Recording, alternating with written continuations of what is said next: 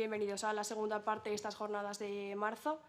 Tenemos para presentar la ponencia a Juan Manuel Aragüés, que es profesor de Filosofía en la Universidad de Zaragoza, exsecretario general del Partido Comunista en Aragón, promotor de mesas de convergencia, articulista del Periódico de Aragón, y los últimos libros que ha publicado pues contamos entre ellos con De la vanguardia al cyborg. Antes de empezar la ponencia, os voy a recordar que hay una concentración a las 8:30 en Paraninfo por la detención de 13 de los bucaneros, que sabéis que es la hinchada del Rayo Vallecano y que está muy vinculada a la protesta social. Y bueno, es una manera de criminalizar todo este movimiento. A las 8:30 en Paraninfo. Y cuando quieras. Bueno, buenas tardes.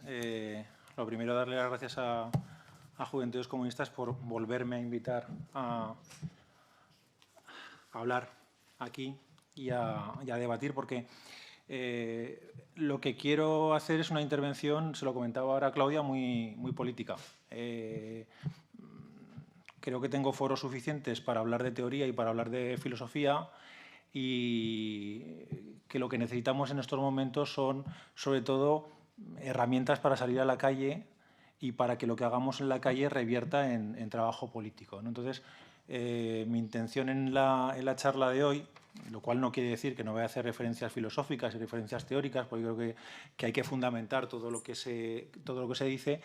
La intención de la charla de hoy es bueno, establecer un diálogo entre todos y todas sobre cuestiones que yo creo que nos pueden, o que tenemos ahí presentes a la hora de abordar el hacer política en el contexto de crisis en el que nos estamos moviendo. Quiero hacer tres especies de previos antes de empezar. El primero es manifestar mi estupor. Mi estupor porque nuestra universidad parezca un cementerio. Es algo que no entiendo, que se me escapa, que con la que está cayendo sigamos con normalidad, algunos dando clases, otros acudiendo a clases, evaluando, yendo a bibliotecas. Que no digo que no haya que hacerlo, no estoy proponiendo hacer una huelga ni nada de esto, porque es otra de las cosas que quizá deberíamos debatir, cuáles son los instrumentos de protesta, y la cuestión de las huelgas creo que habría que debatirla, ¿no? Pero me sorprende muchísimo la sensación de normalidad que se respira en los pasillos de la universidad. Por dos cuestiones. Primera, porque la universidad no es más que una parte de la sociedad y debería reflejar lo que sucede en la sociedad. Y, evidentemente, creo que en pocos momentos ha caído tanto como está cayendo en estos momentos en nuestro país.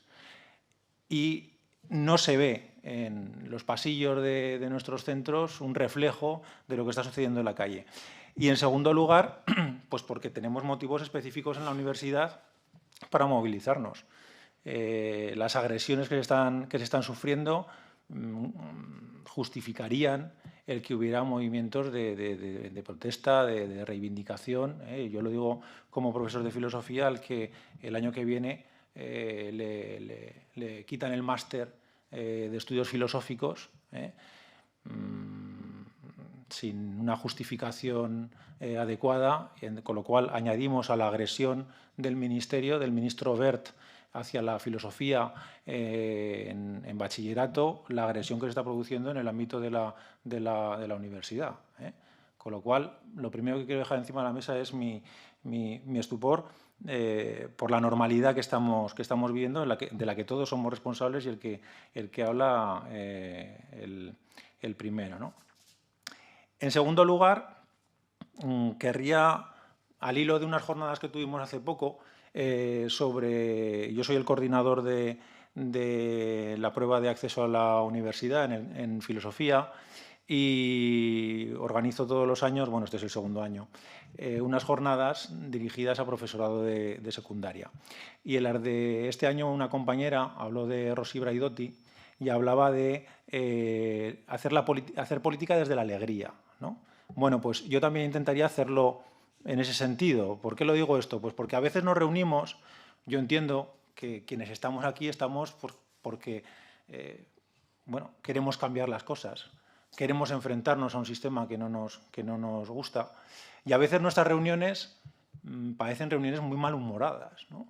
en las que nos miramos y hablamos con unos tonos que a veces dificultan el acercarnos entre nosotros, cuando el enemigo no está aquí dentro, ¿eh? El enemigo está fuera. Y aquí lo que tendríamos que hacer es alegrarnos de que estamos juntos, ¿eh? De que queremos hacer cosas en común, que queremos transformar y que, bueno, pues tenemos una orientación política que por lo menos nos permite coincidir en esta sala para reflexionar determinadas cosas, ¿no? Entonces, esa sería la segunda cuestión, el reivindicar una cierta amabilidad a la hora de hacer política. Y en tercer lugar, y con esto ya empezaría la charla, lo que quiero es reflexionar dentro de nosotros y nosotras, dentro de nosotros mismos, dentro de nosotras mismas, desde la experiencia del 15M. No estoy en absoluto haciendo una santificación, y la palabra desde luego no es la más adecuada, del 15M, pero yo creo que sí que el 15M pone encima de la mesa determinadas cuestiones, determinados problemas sobre los que es preciso hablar. Entonces, yo lo que voy a hacer es poner encima de la mesa 3 o 4 problemas que desde mi punto de vista se plantean como consecuencia del 15M y que creo que es absolutamente imprescindible que abordemos y que resolvamos para hacer política. Que abordemos y que resolvamos para hacer política. Porque, como os he dicho, la intención de esta charla es una intención fundamentalmente política.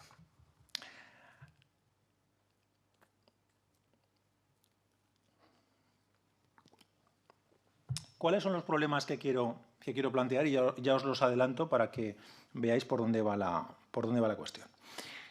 El primero es la idea de consenso, que imagino que seréis conscientes de que ha estado muy presente en las movilizaciones y en las reuniones que surgieron con el 15M y que posteriormente se han desarrollado. Yo quiero hacer una crítica del concepto de consenso. Empezaré por ahí. En segundo lugar, haré una reflexión sobre la cuestión de la diferencia, de las políticas de identidad y de la reivindicación de la diferencia. En el sentido de que creo que es preciso reivindicar la diferencia, pero no desde estrategias que a lo que conducen es a la disgregación, al enfrentamiento, a la archipelagización del movimiento, ya que nos encontremos con que cada vez estamos más divididos, más lejanos, cuando yo creo que en la situación política en la que nos encontramos de lo que se trata es de construir lo común, de intentar buscar la construcción de esa mayoría que realmente somos. Y en tercer lugar, una tercera cuestión que quiero abordar es ese discurso tan antipolítico que a veces se observa en los movimientos sociales, en los colectivos ciudadanos, y que a mí me parece tremendamente peligroso. Entonces, quiero abordar esas tres cuestiones y es en lo que voy a entrar. La primera cuestión es la cuestión del consenso, la idea de consenso. Vamos a ver, por empezar con un ejemplo práctico. Yo en alguna de las reuniones y asambleas a las que acudí en el 15M me encontré, porque tampoco era de las personas que estaba todo el día en la Plaza del Pilar, pero me encontré con que se había decidido que no se podían tomar acuerdos que no fueran fruto del consenso unánime de la gente que participaba en la discusión, ¿no? Y eso se planteaba pues, desde una perspectiva de otra forma de hacer política, de un planteamiento alternativo, etcétera, etcétera. Bueno, yo adelanto que no estoy en absoluto de acuerdo. No estoy en absoluto de acuerdo. Y no estoy en absoluto de acuerdo desde una perspectiva filosófica, y lo voy a fundamentar filosóficamente. Pongo el ejemplo del 15M, pero en otros ámbitos nos hemos encontrado con situaciones semejantes. El año pasado constituimos una asamblea de filosofía, del grado de filosofía, y también, bueno, pues se tendía a tomar las decisiones desde esa perspectiva de la unanimidad y del consenso, y se huía de los procesos de votación, como entendido que la votación es algo negativo, ¿no? Bueno, vamos a ver. El consenso, la unanimidad, yo creo que parte de un planteamiento filosófico y teórico idealista y superado por nuestra tradición. Superado por nuestra tradición. Entiendo que nuestra tradición es la materialista, que partimos aquí de posiciones de carácter materialista. ¿Por qué está superado desde posiciones materialistas? Bueno, pues porque la idea de consenso parte de una de las ideas centrales de la modernidad, que es la idea de naturaleza humana. Los seres humanos compartimos una misma naturaleza, tenemos una naturaleza común, ese bon sens del que hablaba Descartes en el discurso del método, la naturaleza humana de la que habla Hume, que todos compartimos y que a través de un ejercicio racional, como sobre todo desarrolla Kant, puede llevarnos a una única visión de la realidad. Si somos capaces de ejercer nuestra reflexión de manera racional, de manera adecuada, todos y todas deberemos ver las cosas de la misma manera. Y por lo tanto, deberemos llegar a acuerdos unánimes sobre las cuestiones. Es lo que Kant teoriza, por ejemplo, en uno de sus opúsculos que se titula La paz perpetua. Y esa paz perpetua viene precisamente del hecho de que, bueno, hemos alcanzado la racionalidad y desde el ejercicio de la racionalidad ya vemos todos y todas las cosas desde la misma perspectiva, de manera unánime, es decir, con una única alma. Eso quiere decir unánime. Bueno, yo creo que nuestra tradición, la tradición materialista, precisamente desde los sofistas hasta Marx, pasando por Epicuro, pasando por Lucrecio, pasando por Maquiavelo, pasando por Spinoza, lo que se ha encargado de recordarnos, de plantear, es el concepto de diferencia, del que, por cierto, hablaré posteriormente. Es decir, el hecho de que los seres humanos somos diferentes. Los seres humanos estamos afectados por, dirá Marx, diferentes mediaciones, clases sociales, género, educación, lugar donde se vive, etcétera, etcétera, que nos van a hacer ver la realidad desde diferentes perspectivas. Es decir, no hay una realidad única y no hay una naturaleza humana común, sino que lo que hay es una realidad sometida a miradas múltiples, a miradas de sujetos que son diferentes entre sí, por su origen, por su procedencia, por su edad, por su género, por su clase social, etcétera, etcétera. Eso, el materialismo, es algo que ha subrayado una y mil veces. Marx dice en su tesis sexta sobre Feuerbach: la esencia humana es el conjunto de sus relaciones sociales. La esencia humana es el conjunto de las relaciones sociales del sujeto. Y como cada uno tenemos nuestras relaciones sociales, pertenecemos a una clase, pertenecemos a una familia, hemos nacido en un sitio, nos relacionamos con una gente, somos de una cultura, hemos vivido en un ámbito religioso determinado, etcétera, etcétera, tenemos miradas diferentes sobre la realidad. Somos sujetos diferentes. Desde esa perspectiva, reivindicar como procedimiento el consenso y la unanimidad que el consenso implica, me parece, primero, filosóficamente idealista y políticamente inmovilista, porque raras son las ocasiones en las que se produce la unanimidad en la discusión política. Siempre tenemos matices, siempre tenemos elementos de una cierta discrepancia. ¿Qué quiere decir esto? ¿Que estoy haciendo una reivindicación de la votación pura y dura y del centralismo democrático y de levantamos la mano, si hemos quedado 50-49, pues se siente por los 49, pero han ganado los 50?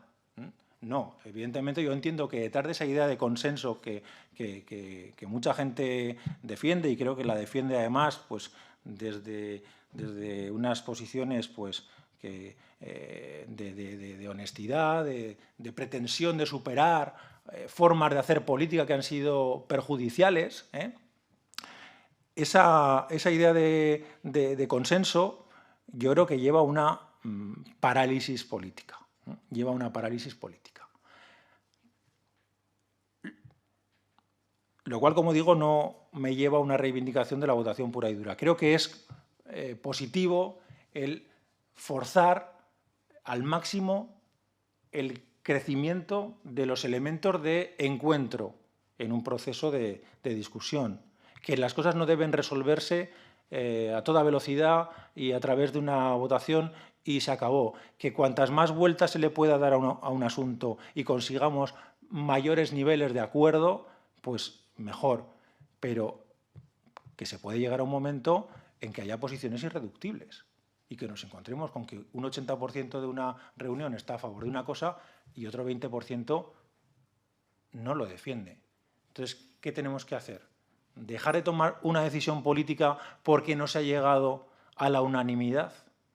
Además, muchas veces, fijaos, en estos procesos se habla de consenso, pero todos tenemos la experiencia de que en las reuniones políticas no habla todo el mundo. No habla todo el mundo. Y el silencio de muchos es interpretado como que se está de acuerdo con lo que se está planteando. Y muchas veces el silencio de la gente es simplemente pues falta de decisión para hablar, falta de confianza a la hora de argumentar, lo que sea, ¿no? Entonces, yo creo que estos procesos de búsqueda de la unanimidad parten de posiciones de carácter idealista, y desde luego no consiguen el objetivo que buscan de forzar procesos de unanimidad. Esto lo he hecho aquí encima para discutirlo, precisamente, porque yo sé que hay gente que sigue defendiendo este tipo, o sea, que sigue defendiendo, no, que defiende esto y que lo defiende con argumentos que podemos discutir. Yo lo que he querido es poner encima de la mesa mi posición sobre la cuestión porque me parece una cosa importante. Me parece una cosa importante porque si volvemos a un proceso como el del 15M y volvemos a buscar mecanismos de estas características, nos encontraremos con evidentes parálisis en la toma de decisiones. Una segunda cuestión que me gustaría abordar es la de las políticas de identidad, que está vinculada con la cuestión de la diferencia que os decía antes. Evidentemente, desde una perspectiva materialista, de lo que se trata es de realizar una reivindicación de la diferencia. Pero yo creo que todos somos conscientes de lo que es nuestro entorno político. Yo creo que la mejor imagen de lo que es ese entorno político es esa divertidísima película de la vida de Brian, ¿no? Ese momento en el que en el foro romano pues empiezan a aparecer frentes de liberación y frentes populares y frentes de no sé qué, algunos constituidos por una única persona, ¿no? Bueno, yo creo que de una manera jocosa, pues ahí Monty Python nos saca los colores, ¿no? Y nos muestra lo que desgraciadamente es nuestra tradición de la izquierda, ¿no? Esa tendencia a la constante escisión. Bueno, por fundamentarlo, por hablar teóricamente, hasta me he traído aquí un libro para hacerlo más profesoral. La cuestión de la diferencia. Yo creo que hay dos maneras de abordar la diferencia. Bueno, yo creo que hay dos maneras, más bien, sigo a un filósofo francés, a Gilles Deleuze, en la cuestión de la diferencia. Deleuze dice una cosa que he traído para leerla textualmente porque, bueno, puede pasar inadvertida en una primera lectura, puede parecer una tontería, pero esto es una bomba teórica. Lo que voy a leer, desde mi punto de vista, claro, es una bomba teórica. Dice Gilles Deleuze en este tochazo que se llama Diferencia y repetición. Dice, consideremos dos proposiciones.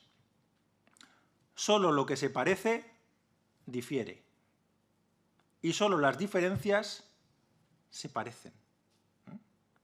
Aquí está esto es, solo lo que se parece difiere y solo las diferencias se parecen. La primera fórmula plantea la semejanza como condición de la diferencia. Según la otra fórmula, en cambio, la semejanza y también la identidad, la analogía y la oposición solo pueden ser consideradas como efectos, productos de una diferencia primera o de un sistema primero de diferencias. Bueno, sigue el párrafo y acaba diciendo: debemos preguntarnos si las dos fórmulas son simplemente dos modos de hablar que no cambian gran cosa, o si más bien se aplican a sistemas realmente diferentes, o tal vez si al aplicarse a los mismos sistemas y en último término al sistema mundo, no significan dos interpretaciones incompatibles y de valor desigual. Y acaba Deleuze diciendo, una de las cuales es capaz de cambiarlo todo. Bueno, ¿qué quiere decir Deleuze aquí? Deleuze lo que quiere decir es que hay dos maneras de enfocar la diferencia: como sometida a la identidad o como origen. Vivimos en una cultura, en una tradición filosófica en la que el privilegio lo ha tenido siempre la identidad, desde Platón hasta Habermas, pasando por Descartes, por Kant, por Hegel. Lo que se ha planteado es la identidad y sobre la base de la identidad las diferencias.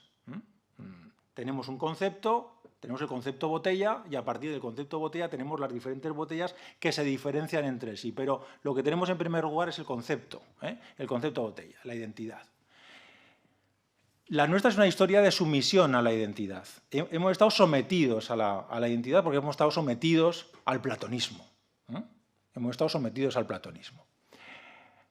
Y ha llegado un momento en el que la filosofía ha dicho, basta, vale de identidad, reivindiquemos la diferencia. A lo largo de la historia ha habido diferentes autores que han hecho esa reivindicación de la diferencia. Los sofistas, Epicuro, Lucrecio, Maquiavelo, Spinoza, Marx. Si os dais cuenta, estoy citando los mismos que he dicho antes cuando he hablado de los materialistas.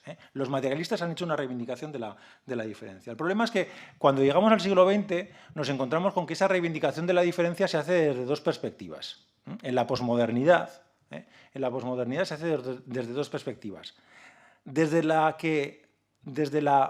los que hartos y hartas de la identidad dicen hay que acabar con la identidad y hay que promover la diferencia, y entonces todo lo que sea identidad intentan destruirlo, y entonces entramos en un proceso que es el primero que dice solo lo que se parece difiere.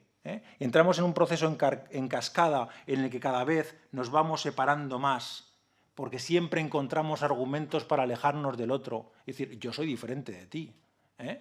Y podemos estar en una discusión discutiendo sobre un texto y va a haber tantas voces sobre el texto como personas que estén en la discusión. Van a poderle sacar matices al texto. Y van a decir, bueno, mi posición se parece mucho a la tuya, pero no es exactamente... Y si queremos buscar el matiz, lo vamos a encontrar. Y vamos a poder encontrar 8 posiciones si hay 8 personas sobre el mismo texto. Si lo que buscamos es encontrar las diferencias, las encontramos, evidentemente. Y eso lleva a un proceso político de disgregación, de división, de alejamiento, que es en el que se ha instalado habitualmente la izquierda. El que se ha instalado habitualmente la izquierda. Y que yo creo que es tremendamente pernicioso y que en estos momentos, desde luego, de lo que se trata no es de que andemos mirándonos el ombligo y que leamos con afán de diferenciarnos del otro el último texto de Zizek o la última propuesta de Negri o tal texto de Marx. Creo que estamos ahora en otro momento, que es el de buscar las coincidencias. Y precisamente la tradición materialista lo que plantea es la evidencia de la diferencia. No se trata de ir a buscar la diferencia. No se trata de estar sometidos a la identidad y decir, mira, es que yo no quiero ser como tú me dices. Somos un país en el que hemos vivido mucho el imperialismo español, por decirlo de alguna manera. Y frente a ese imperialismo español, de lo español, hemos intentado ir buscando, pero claro, en ese proceso de ir buscando, puedes acabar reivindicando tu terruño más estricto. Y dentro de ese terruño, la acera de enfrente de la del otro. Frente a esas políticas de identidad que nos han querido imbuir, ha habido como reacción la reivindicación de la diferencia. Pero esa reivindicación de la diferencia ha podido llevar a divergencias y a discrepancias que impiden el diálogo entre los sujetos. Mientras que la tradición materialista lo que nos dice es: somos diferentes. No hace falta que reivindiquemos la diferencia. Somos diferentes. No hay más que mirar a nuestro alrededor y ver cómo somos diferentes y cómo tenemos formaciones diferentes, gustos diferentes, relaciones diferentes, lecturas diferentes, etcétera, experiencias diferentes. Somos ya la diferencia. Y en la medida en que somos la diferencia, políticamente lo único que nos queda es buscar el encuentro, buscar los elementos comunes desde esa diferencia que nos caracteriza. Echar encima de la mesa aquello que nos puede conducir, como dice el título de la charla, a construir, en este caso, la mayoría política. Esa es la vía que yo creo que debe plantear una alternativa de carácter materialista, la de, desde la conciencia de que somos diferentes, buscar aquellos elementos que nos permiten la cercanía, el encuentro. Yo creo que si nos pusiéramos aquí a hacer un programa político de mínimos, es que no tendríamos mucho problema en echarlo encima de la mesa. Creo que tenemos bastante claras algunas cosas. Claro, si dentro de ese programa de mínimos nos pusiéramos a diseccionar alguno de los aspectos, evidentemente vamos a encontrar elementos de discrepancia, porque hay quien pone más el acento en la cuestión ecológica, hay quien pone más el acento en la cuestión de género, hay quien pone más el acento en la cuestión obrerista, hay quien pone más el acento en. Pero de lo que se trata en estos momentos, entiendo yo, es de buscar ese mínimo que nos permita la confluencia política para hacer frente a lo que está sucediendo. Y creo que se puede fundamentar teóricamente, como estaba diciendo. Se ha presentado como no sé, coordinador o algo así de mesas de convergencia en Aragón. Mesas de convergencia, precisamente, lo que pretendió en su nacimiento fue ese. Buscar la convergencia, buscar el encuentro entre tradiciones que, teniendo un 90% de ADN común, siempre se han dado de hostias por el 10% que no les unía. Siempre. Y eso es lo que resulta absolutamente incomprensible. Para mí una de las satisfacciones del 15M fue ir a la Plaza del Pilar y encontrarme con gente con la que por la calle pues casi ni te saludabas, porque habías tenido algún roce en Izquierda Unida o donde fuera, y casi ya ni te saludabas, y vernos en la Plaza del Pilar y darnos un abrazo. ¿Por qué? Porque nos dimos cuenta en ese momento de que esa era nuestra movida, de que había muchísimas más cosas que nos acercan que nos separan. Entonces, desde esa perspectiva, yo creo que es desde la que se debe desarrollar el trabajo político en estos momentos. Desde la idea de conflicto, como dice el título, pero el conflicto, el antagonismo, con quien realmente debemos tener el antagonismo. No buscar el antagonismo dentro de nuestras propias filas. Y una tercera cuestión, y con esto terminaré, no sé cómo voy de tiempo. Una tercera cuestión, y con esto termino, porque además lo que me apetece es que discutamos, porque yo creo que son cuestiones que hay que echar encima de la mesa, ¿no? Y no pretendo pontificar, y menos a una hora de que nos quedemos sin papa. Cuando acabe esta charla estaremos sin papa. Esto es una cosa increíble. La tercera cuestión es ese antipoliticismo ese antipoliticismo que se respira en algunos movimientos, en muchos movimientos, que yo creo que además confunde apartidismo con apoliticismo. A mí me parece bien el apartidismo de los movimientos, en el sentido de que los movimientos yo entiendo que no deben estar asimilados a una organización política concreta, para eso ya está la organización política concreta. Pero esa abominación de la política que se detecta en mucho movimiento social, a mí me parece una intrusión fascista en el proceso político que estamos llevando adelante. Esa frase tan repetida de todos son iguales, con la que nos bombardean constantemente, a través de los hechos se puede demostrar fehacientemente que no todos y todas son iguales, en absoluto. Es una afirmación que yo rechazo radicalmente. Lo cual no quiere decir que dentro de nuestras filas haya gente reprobable, sin ninguna duda. Haya gente aprovechada, sin ninguna duda. Haya gente que venga a medrar, sin ninguna duda, la hay. Y lo que deberemos hacer es aislarla. Pero que nadie me compare, a una Cospedal con un Julio Anguita. Que Julio Anguita dejó de ser secretario general del PC y coordinador de Izquierda Unida, se volvió a su curro. Lo mismo que había hecho Gerardo Iglesias, por cierto. Se volvieron a su curro. Poco tiempo, etcétera, etcétera. Se jubiló y estas cosas. Pero creo que hay una distancia tan abrumadora entre algunos actores políticos de este país y otros actores políticos de este país, que esa afirmación de que todos son iguales no se sostiene. No se sostiene. Os voy a contar una anécdota que me atañe muy personalmente. Mi ex fue concejal del Ayuntamiento de Zaragoza por Izquierda Unida. En la primera legislatura que estuvo, era costumbre del Ayuntamiento pues hacer en Navidad un regalo a cada concejal.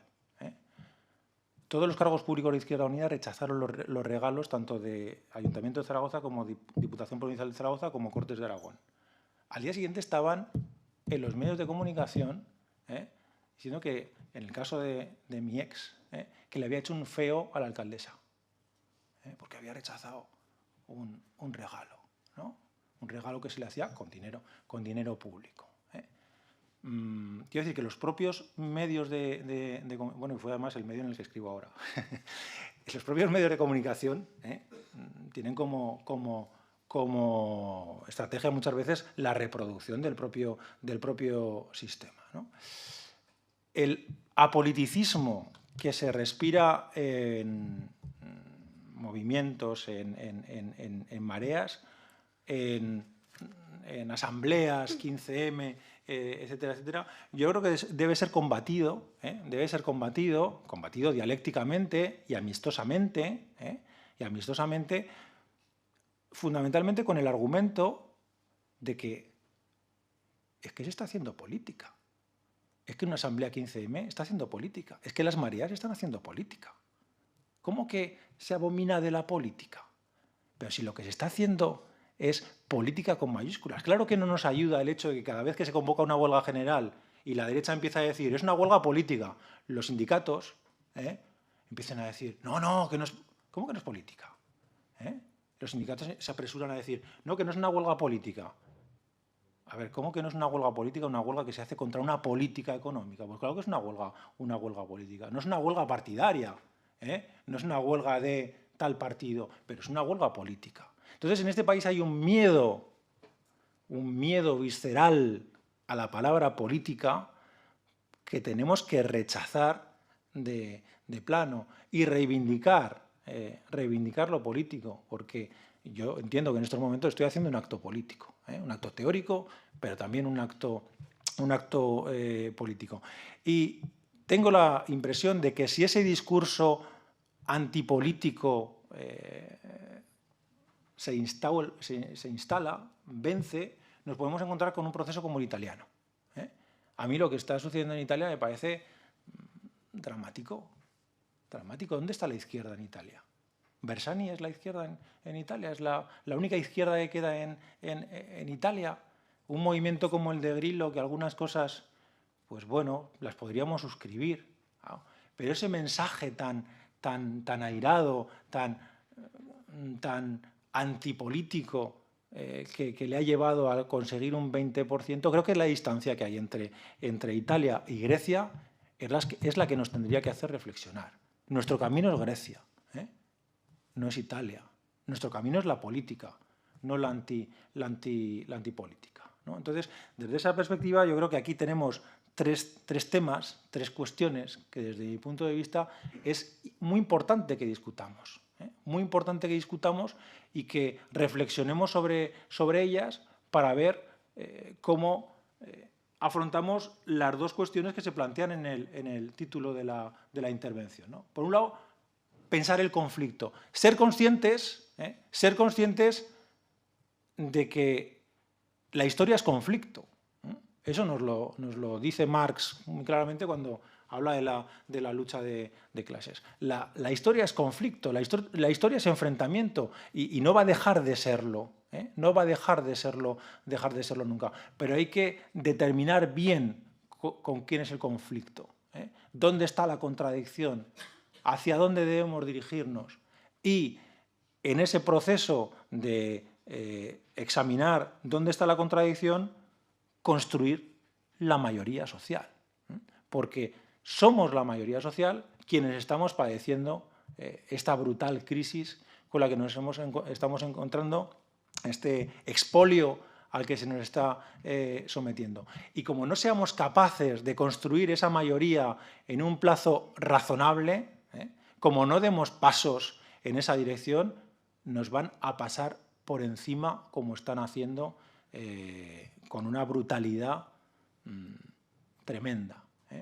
Lo que se está haciendo con la enseñanza, lo que se está haciendo con la sanidad, es algo que sobre todo vosotros y vosotras vais a sufrir en un futuro muchísimo más de lo que algunos ya vamos a sufrir. Pero el panorama que os plantean delante es un panorama atroz, al que o se le hace frente de manera decidida o tendremos la partida absolutamente perdida. La tendremos perdida. Si no somos capaces, y yo me alegro de que se hayan organizado unas jornadas con esta idea de organizar la resistencia. Si no somos capaces de pasar ya del proceso de movilización, que está muy bien, salir a la calle, las mareas, etcétera, está muy bien, está fantástico darse la mano con otra gente en la calle, pero o le damos a eso una dimensión política, o le damos a eso una fuerza política, institucional y ciudadana, o nos pasan por encima. Y yo lo que he querido ha sido echar encima de la mesa algunas cuestiones que creo que nos pueden ayudar a construir esa mayoría. Gracias.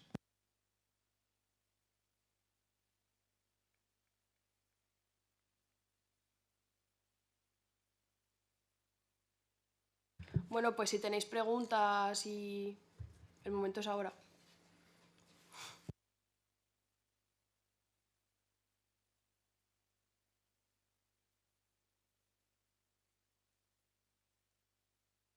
No me diréis que estamos de acuerdo y que lo que he dicho del consenso lo he conseguido hablando, ¿no?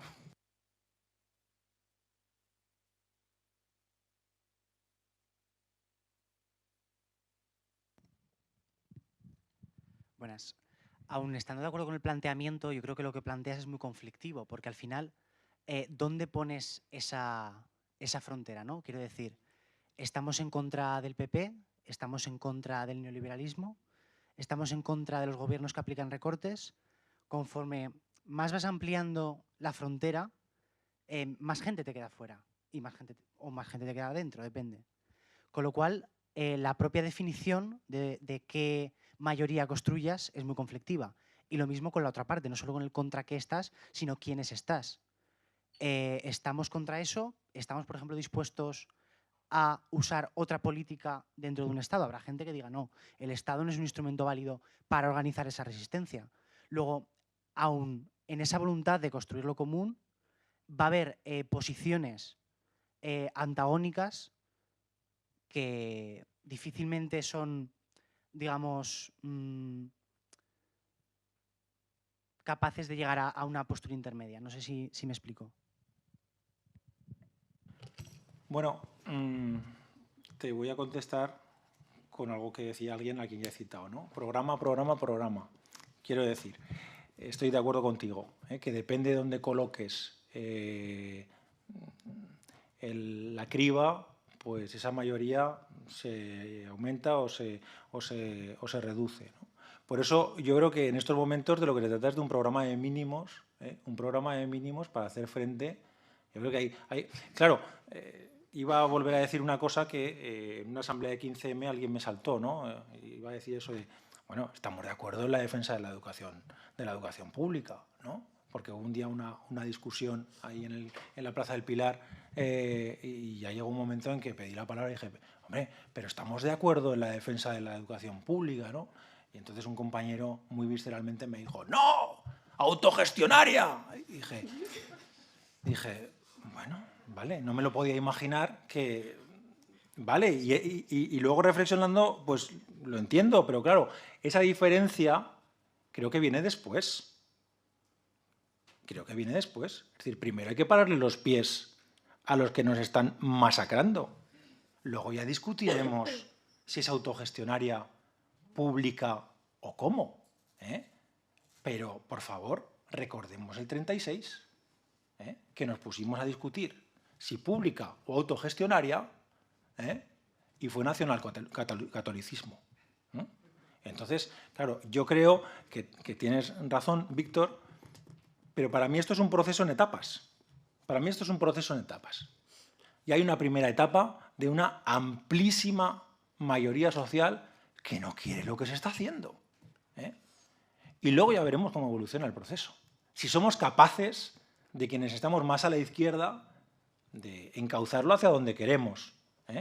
A ver si somos capaces de eso. Pero por lo menos pongámonos de acuerdo para parar el proceso brutal de agresión que estamos sufriendo. Hola. En la Italia actual, el mensaje político de Beppe Grillo puede ser o es un mensaje fascista.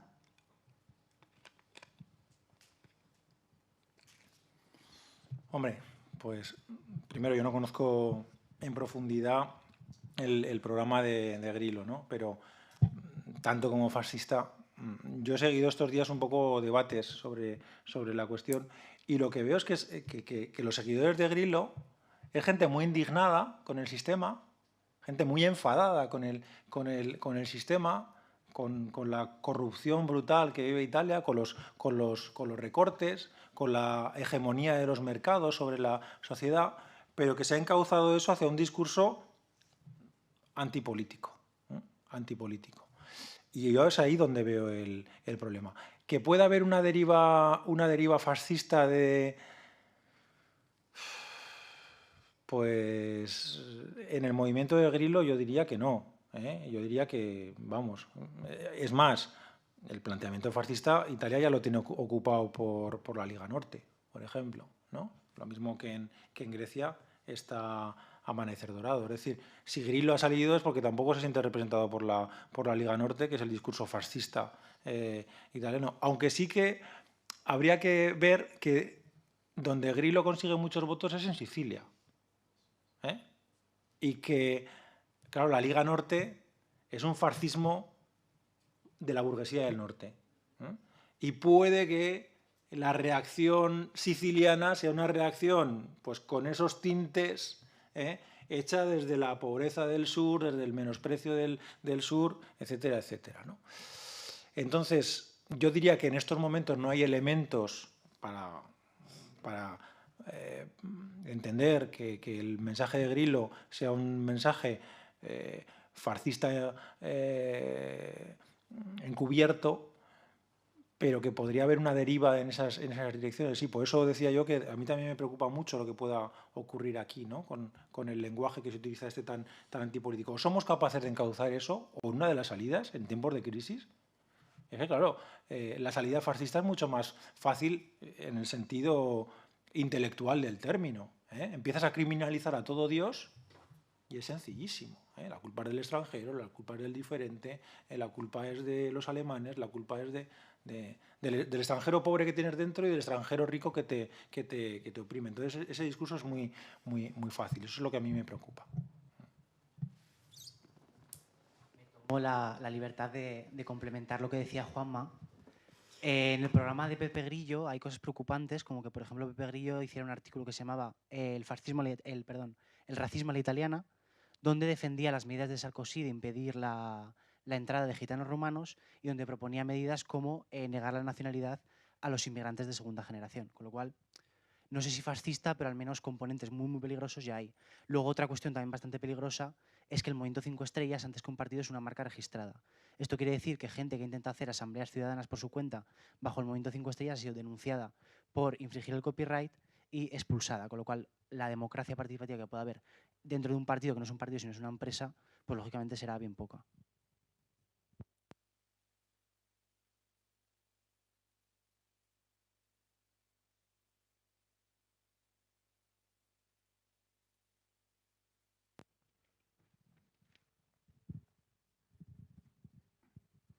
A mí me gustaría que sacáramos aquí, ya que ha sido, que tampoco parece que hay muchas preguntas y nada, ¿qué podría ser ese programa de mínimos? Si deberíamos conformarnos con lo que teníamos antes o tendríamos que intentar ir un poco más allá, sobre todo en el tema de participación ciudadana a la hora de participar, no solo electoralmente, etcétera, etcétera. Y sobre todo hay un tema que también me preocupa, que es el tema de las privatizaciones de empresas públicas y demás, ya no solo de empresas grandes, sino de temas como el Agua en Madrid y demás, que parece que es algo que está demasiado extendido, incluso en la izquierda, sino que, no sé, el tema este de los populismos latinoamericanos, de que hablan, de las nacionalizaciones y tal, parece que no está demasiado extendido y que es como una práctica populista para ganar votos y no se ha sabido cómo explicar qué es lo que se busca allí. No, simplemente era un poco eso, a ver qué podíamos sacar en claro de eso. Bueno, yo creo que ya hay bastantes colectivos pensando en esa clave de un programa común. Cuando hoy he publicado un artículo en el periódico precisamente en el que hablo un poco de esta cuestión, ¿no? Sabéis que aquí se produjo la alianza entre Izquierda Unida, Chunta y la Iniciativa Social, dentro de la cual estaba Mesas de Convergencia. Y claro, lo primero que se planteó en ese proceso es un programa unitario, entre fuerzas pues relativamente diferentes como pueden ser Izquierda Unida y Chunta, y luego la gente que estábamos de la Iniciativa Social, que también aportábamos nuestras cosas, ¿no? No es cuestión de analizar el proceso, porque yo creo que ha perdido vida, por decirlo de alguna manera, lo que se inició ahí, pero paralelamente a eso están surgiendo otros movimientos, pues por ejemplo el de Ateneo. Ateneo es un grupo en el que yo estoy metido y otra gente en esta sala también está metida, que lo que busca precisamente es una confluencia de movimientos, partidos, organizaciones, diseñando también un programa común. También hay otro colectivo que se llama Somos Mayoría, que impulsó Julio Anguita, que tiene un carácter más interclasista, por lo que decíamos antes de dónde ponemos la frontera, y que en Zaragoza también tiene bastante fuerza. Es decir, hay ahí diferentes colectivos pues, que están intentando plantear ese programa de mínimos, ¿no? No creo que sea cuestión de decir aquí los puntos que lo caracterizarían, porque precisamente lo que se trata no es de que alguien venga aquí a decir los puntos, sino que la idea es la de que desde abajo seamos capaces de construir aquella política que queremos. Eso es lo que reivindicamos, ¿no? La participación para implementar la política que deseamos. Claro, lo que decías del populismo, ahí tenemos otra demostración de cómo nos ganan la batalla. La propia utilización del concepto populismo. Claro, inmediatamente que sale Venezuela o Ecuador o Bolivia es populismo, ¿eh? Con las connotaciones negativas que tiene ese concepto de populismo. Bueno, yo desde luego prefiero no utilizar ese concepto por la carga peyorativa que tiene. Es más, pienso que tenemos muchísimo que aprender de los procesos políticos que se están dando en América Latina. Esta mañana un amigo decía que ahora somos nosotros el tercer mundo, y que son ellos políticamente son ellos el primer mundo. Es donde se están dando experiencias interesantes, con errores, con cosas que podemos no compartir, pero yo creo que los experimentos políticos que están produciendo allí son tremendamente interesantes. El tema de las expropiaciones, pues efectivamente, hay veces que tienen un componente de distracción política interna dentro de esos países. Yo creo que esto no lo podemos negar, que a veces lo utilizan como una maniobra de distracción interna. Pero sí que quiero apuntar dos cosas. Primera, los servicios que prestan en general las multinacionales en estos países son deplorables. Yo lo digo por la experiencia que he tenido en Nicaragua, cuya red eléctrica es gestionada por Endesa. Bueno, de absoluta vergüenza, de tener luz 2 horas al día. 2 horas al día en las zonas rurales, no en Managua. Managua era un sitio privilegiado porque tenía 8 horas al día de luz.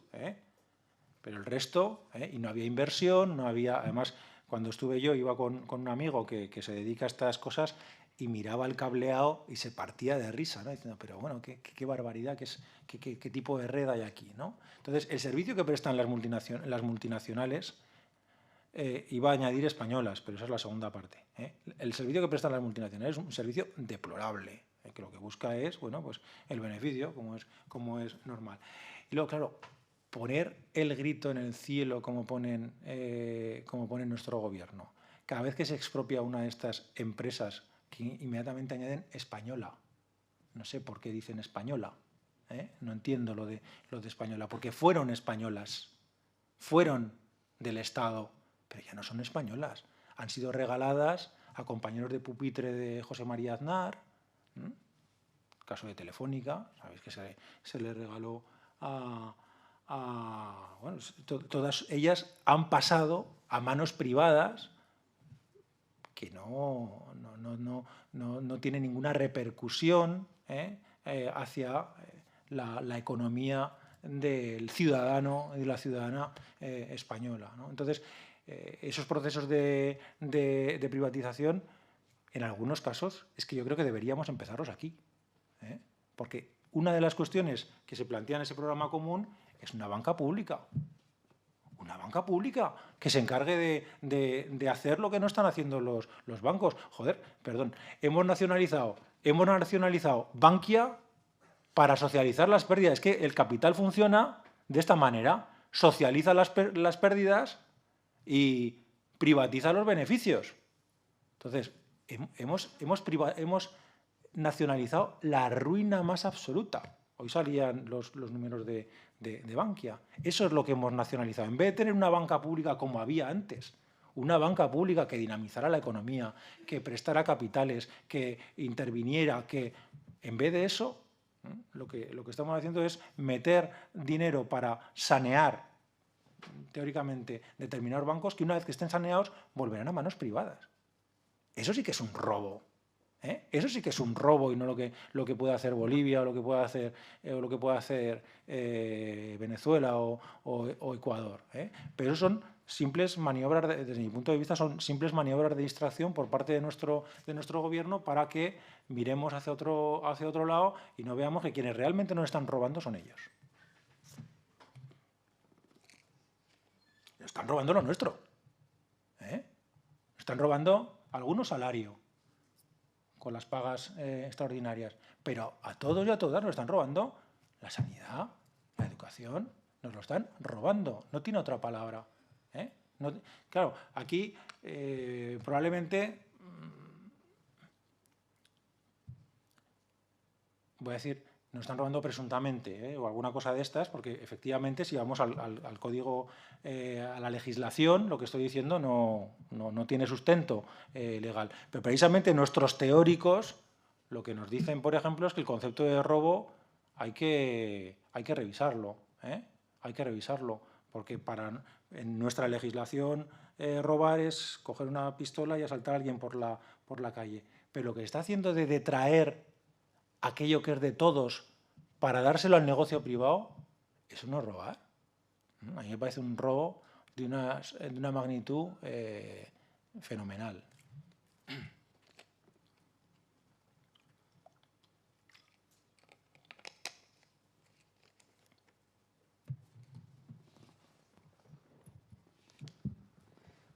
Bueno, sobre el tercer punto que había señalado, la actitud antipolítica, quería plantear el debate si esa actitud antipolítica es un tipo de actitud como una más o, sin embargo, es algo sintomático, ¿no?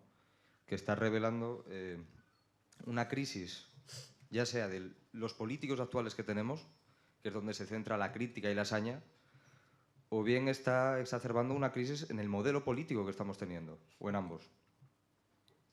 Ese es el planteamiento que quería dar. ¿Puedes repetir el final? Sí, si esta actitud antipolítica es una crítica a las figuras políticas que nos representan, pues estos grandes maleantes, ¿no?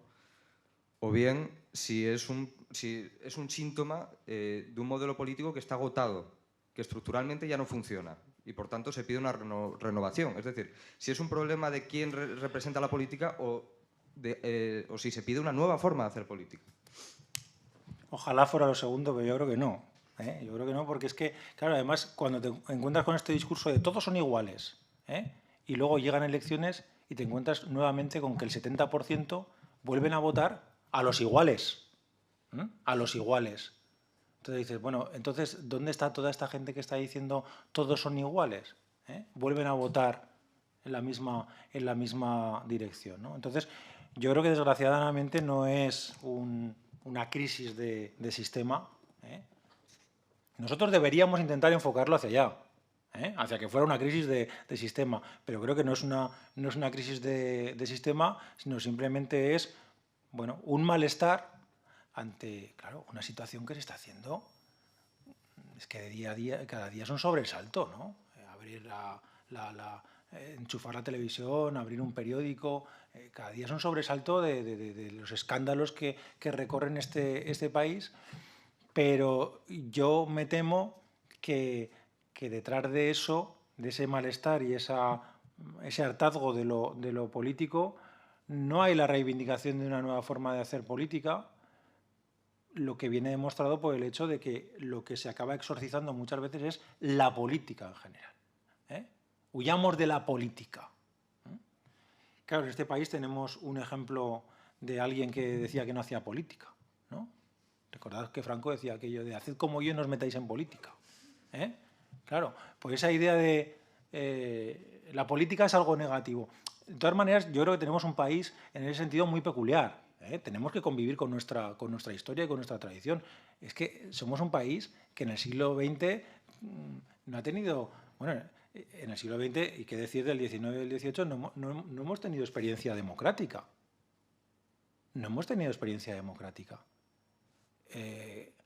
Yo muchas veces miro a Francia con sana envidia, ¿no? Es decir, hostia, qué debates, qué movilización, qué capacidad. Pero claro, que estamos hablando de un país que lleva 200 años ejerciendo una cierta democracia. Tampoco vamos a decir ahora que Francia es una maravilla o que Alemania sea una maravilla, pero yo creo que son sociedades más acostumbradas a participar, mientras que nosotros y nosotras no estamos acostumbrados a participar. Entonces, esa crítica de lo político es una crítica que no afecta a la raíz del sistema, sino que incluso, desde mi punto de vista, le hace el juego al sistema.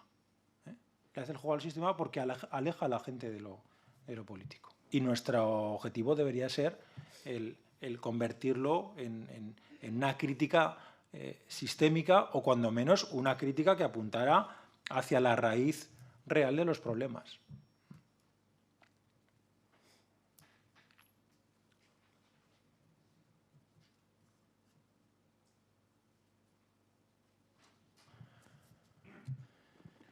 estábamos hablando aquí de temas, pues, por ejemplo, participación, ¿no? Y ahora estamos viendo cómo, pues, en nombre de toda esta antipolítica que hay desde muchos movimientos sociales, se está atacando todo lo que es una política. Por ejemplo, órganos de participación, como son los consejos de juventud, se están siendo atacados bajo el argumento de que hacen política. Yo, por ejemplo, estoy ahora en el Consejo de la Juventud de Aragón, Víctor está en el de Zaragoza y muchas veces se nos echa en cara que hacemos política. Entonces, organismos que son interlocutores de un colectivo que ante determinadas leyes que salen, ante determinadas actitudes de los gobiernos, se les acuse de hacer política, me parece contradictorio, ¿no? Ahora mismo se nos está recortando, se nos está atacando. Y hemos visto ahora también ejemplos como puede ser el Consejo de Personas con Cáncer de Mama, creo que era, que en 6 años no se ha convocado nunca y se ha disuelto. Y se ha disuelto porque no se ha convocado en 6 años desde la Administración, que eran los responsables y han sido los mismos que lo han disuelto. Entonces estamos viendo como cualquier cauce de participación ciudadana que podía existir hasta ahora está siendo anulado, está siendo atacado, está siendo criticado precisamente por la gente que está ocupando estas administraciones. Entonces, que es preocupante porque también esto también es fascistización de un régimen, el impedir que un ciudadano, una persona joven, en el caso que nos atañe aquí, pueda participar a través de un órgano en una decisión política como es además lo que está sujeto a la ley.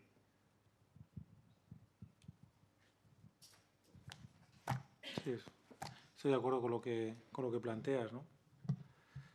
Poco puedo añadir a eso. Yo sí que quería decir... bueno, que ahí hay una palabra, sí, sí.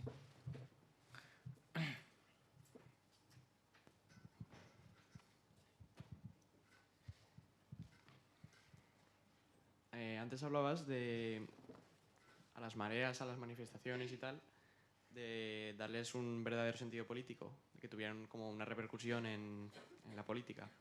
¿Podrías decir a qué te refieres con eso? Pues a dos cosas. Y una era lo que empezaba a decir cuando te he visto que levantabas la mano, ¿no? A mí me sorprende un poco la distancia que podemos marcar entre lo que hacemos en la calle y lo que hacemos en los centros de trabajo. Y creo que es muy contradictorio a veces el que podamos estar en la calle reivindicando y diciendo y tal, y luego cuando llegamos al centro de trabajo es como que cambiamos el chip, ¿eh? Y eso se conjuga con la segunda cosa que quería decir, y cuando viene el poder desde arriba a decirnos lo que hay que hacer, ¿eh? Nuestra reacción es la del sí guana, ¿eh? Pero muy habitualmente la del sometimiento a, bueno, pues estamos aquí, las cosas son así, hay que hacerlas, no se puede hacer de otra manera, ¿eh? Pues es que me han mandado, estoy aquí, por lo tanto lo tengo que asumir. Es decir, el conflicto está en la calle, pero no somos capaces de llevarlo al centro de trabajo. Yo creo que esa sería una de las primeras cuestiones, digo en general, yo no veo que haya el mismo nivel de conflicto en la calle que en los centros de trabajo. Madrid, por ejemplo, sí que es un ejemplo, valga la redundancia, en ese sentido, en el tema de la sanidad. El conflicto ha estado en la calle, el conflicto ha estado en el centro de trabajo. Pero aquí sí que veo que hay una distancia, en general, en todo el país, entre lo que se mueve en la calle y luego la actitud, la pasividad de los centros de trabajo, ¿no? Eso por un lado. Es decir, la responsabilidad nuestra de politizar nuestro centro de trabajo. Y por eso he empezado diciendo lo que he dicho, ¿no? Que me parece sorprendente que no haya un puñetero cartel, que no haya un síntoma de malestar en los pasillos de nuestras facultades, ¿no? Y eso a mí no solamente eso, sino que a veces hasta desaparecen, ¿eh? Ayer hubo una cosa muy graciosa, y es que un profesor del departamento se quedó encerrado en el ascensor e hizo un texto divertidísimo, diciendo, bueno, recomiendo a quien se meta en el ascensor que venga con una silla plegable porque no vaya a ser que se quede colgado, y si es cerca de la hora de comer que lleve un bocata a mano porque igual se queda aquí mucho rato. Y bueno, pues un texto que lo leías y bueno, mientras esperabas el ascensor y te divertías, decías, joder, qué gracioso. Pues lo han quitado. Lo han quitado. O sea, hasta esto lo quitamos. Hasta una crítica jocosa la quitamos, ¿no? Entonces, eso por un lado, llevar el conflicto a nuestro centro de trabajo. Y por otro lado, intentar darle una traslación política a lo que estamos haciendo. Darnos cuenta que la marea verde, la marea blanca, la marea naranja y todas las mareas tenemos muchos puntos en común que se deben articular en ese programa de mínimos del que estamos hablando. Y la salida de esos procesos de movilización debe ser una plataforma, un bloque, como le queramos llamar, de intervención política. De intervención política en el sentido de interlocución con la administración, pero yo creo que incluso convocación electoral, que confluyamos electoralmente todos aquellos que estamos indignados por este proceso político en el que estamos metidos y constituyamos un colectivo en alianza con fuerzas políticas que entendemos que están en nuestras mismas posiciones y vayamos a un proceso conjunto. Eso es lo que defendía hoy precisamente en el artículo del periódico de Aragón. La necesidad de que los movimientos sociales, los movimientos ciudadanos, la gente indignada y las organizaciones políticas y sindicales que confrontan con la crisis se alíen para constituir, pues eso, un bloque o lo que sea, con una vocación de interlocución con la administración, de presión, de convocatoria de movilización y de, incluso, añado, convocación electoral. Estamos en un momento en el que no es posible que cada uno cultive su jardín. Creo que en las elecciones gallegas se vio muy claro esa nueva alianza que apareció, en la que estaba Izquierda Unida, ANOVA y tal, y que de repente, ¡boom!, surgió y consiguió bastante representación, y el BNG, que no se sumó a eso, yo creo que no podemos estar en esos juegos de voy a cultivar mi jardín. Ahora tenemos un jardín común que cultivar entre todos y entre todas. A eso me refería con lo de la politización. Y luego también me parece tremendamente importante el tema de confrontar con el poder en todos los ámbitos, en el sentido de superar esa tendencia a que cuando te dicen algo, inmediatamente plegarte a lo que se te plantea. Mi experiencia como director de instituto, yo he sido director de instituto durante un año en Calatayud, es que cuando a la administración le plantas cara te respeta, y cuando agachas la cabeza te pisa, te vuelve a pisar y te vuelve a pisar. Ahora, como no están acostumbrados a que les plantes cara, si les plantas cara dicen, ostras, a este no le tocamos porque nos planta cara. Vamos a pisar al otro al que ya hemos pisado, que este no se queja.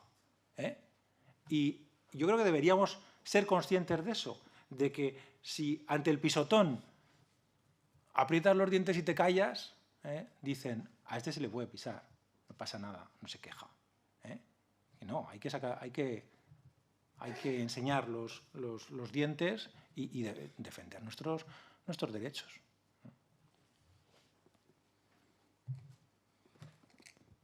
Hola. Hola. Yo quería decir que hemos tenido antes una charla y la verdad es que me he quedado muy desesperanzada porque, bueno, resulta que todo esto de los robos y la privatización y todo lo que está ocurriendo es una especie de complot a nivel mundial. Y bueno, pues el tema de la politización, la verdad es que en cierto modo me parece justificado porque tengo la duda de si realmente en una política en la que el enemigo lo abarca todo, queda hueco para lo que la izquierda quiere. O sea, queda cabida para eso. Hay que partir de que el enemigo no lo abarca todo. Estamos aquí. Estamos aquí. Y estamos en las calles. Y hacemos cosas. Nuestro sistema... A ver, voy a ponerme otra vez teórico. El problema de nuestra transición, digo, a otra sociedad, es diferente del problema de la transición del feudalismo al capitalismo. La transición del capitalismo a lo que sea no es lo mismo que la transición del feudalismo al capitalismo. ¿Por qué? Porque la transición del feudalismo al capitalismo se hizo con la aparición de balsas de capitalismo en el propio feudalismo. El comercio generó capitalismo dentro del feudalismo. Y ese capitalismo fue creciendo, desbordó los límites del feudalismo y se hizo dominante. ¿Cuál es el problema de nuestro modelo? Que nuestro modelo no ha sido capaz hasta ahora de ir generando balsas dentro del sistema, de ir generando espacios liberados, de ir generando otras formas otras formas económicas, otras formas de actuar. Eso es tremendamente difícil en el capitalismo, hasta el punto de que una experiencia como la de la Unión Soviética se derrumbó en parte pues porque tenía que competir con una fuera capitalista que acabó estrangulando el proceso. ¿Qué es lo que quiero decir con esto? Que efectivamente nuestra tarea es muy complicada, porque hay por ahí experiencias de cooperativas, de no sé qué, de no sé cuántas, y cada vez hay más cosas en este sentido. Pero intentar extenderlas resulta realmente complicado. Y te encuentras con que hay gente que está intentando gestionar la energía al margen de las grandes empresas, y hay cooperativas en ese sentido, y otras cooperativas que intentan salirse del proceso de las grandes superficies y que ofrecen productos ecológicos. Y sí, todo eso existe y son prácticas alternativas, pero muy débiles a diferencia de lo que ocurría en la transición del feudalismo al capitalismo. Pero siendo conscientes de eso, siendo conscientes de que del tremendo poder del capital, del tremendísimo poder del capital, yo no diría que lo abarca todo. Yo no diría que lo abarca todo. Yo creo que hay espacios de contestación, hay espacios de antagonismo. Creo que, como he dicho antes, en Sudamérica se están dando espacios de antagonismo. Creo que está habiendo procesos de subjetivación en nuestras sociedades que están permitiendo que la gente tome conciencia de lo que sucede. Yo pondría la imagen aquella del bombero de La Coruña, el bombero de La Coruña, que en vez de cortar la cadena de la abuela a la que van a expropiar, coge la pancarta de stop desahucios. Eso es una subjetividad liberada. Eso es una subjetividad que se ha hecho antagonista y que ha decidido enfrentarse. Entonces, que sí, que son tremendamente poderosos, que tienen toda la maquinaria, que tienen los medios de comunicación, que tienen. Eso es cierto. Y nuestra lucha es contra un gigante, pero yo no diría que lo han ocupado todo. Es más, creo que estamos en un momento en que les estamos desocupando de algunos lugares. Yo era políticamente más pesimista hace 10, 12 años que en estos momentos. Creo que hace 10, 12 años esta sociedad estaba mucho más dominada, mucho más subyugada. Entonces sí que no había espacios de contestación y no había posibilidades de nada. Y ahora están creciendo. Poco a poco no sabemos cómo llevarlas, no sabemos cómo gestionarlas, no sabemos unirnos todavía, pero yo creo que estamos en un momento en el que hay un rayo de esperanza en el proceso de movilización. Eso es como lo veo yo, o como lo quiero ver, por lo menos.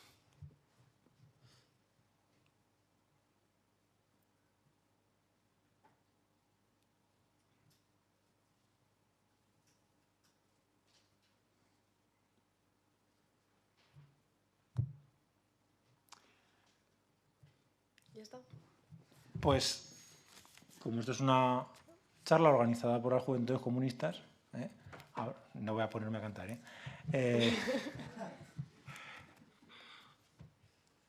Tesis 11, Tesis 11 de Marx. Hasta ahora los filósofos nos hemos dedicado a interpretar el mundo.